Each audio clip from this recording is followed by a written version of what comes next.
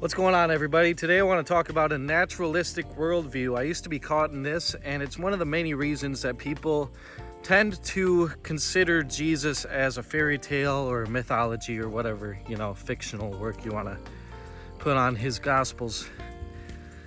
I believe that the Gospels are historical narrative. I believe that the disciples did not lie about Jesus. I don't think that they hallucinated Jesus in his resurrected body. I think that Jesus actually predicted his own resurrection, as the Gospels say.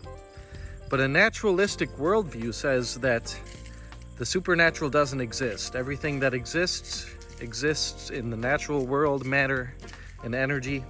That presupposition held me back from really considering many miraculous works in antiquity, but most of all the Bible.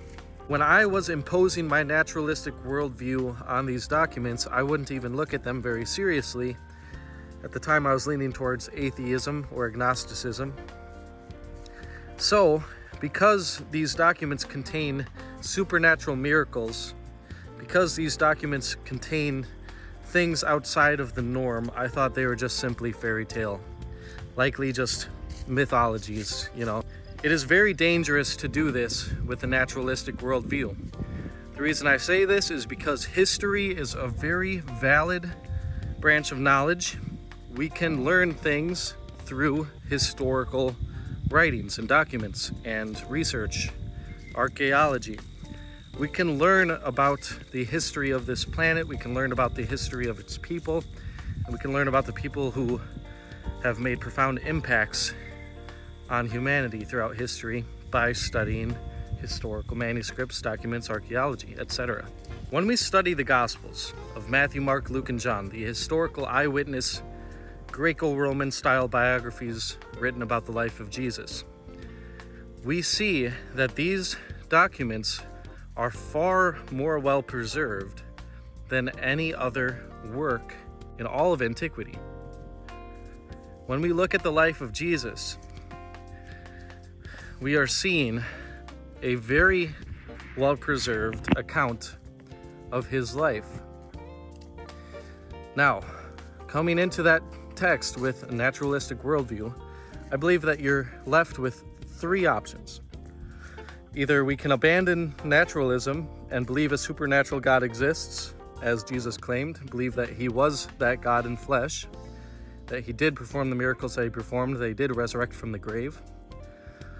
Or we can keep going with the naturalistic worldview, keep rebuking God, keep believing that God doesn't exist, and we can believe that the disciples were either lying or they actually believed what they wrote and they just hallucinated, They're just crazy mockers. It's pretty much the only two options you got left, They either were liars or they're just stark crazy,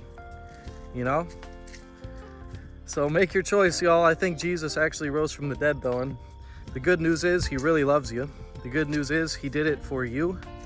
He incarnated, not because he needed to incarnate, but because he chose to in order to save his own family, his own creation, his own children, humanity. In order to share a message of unconditional love and equity for all people. In order to create a foundation of ethics for which we can for example, ban slavery based on the foundation of Jesus' ethics. So many good things have been done based on what Jesus taught.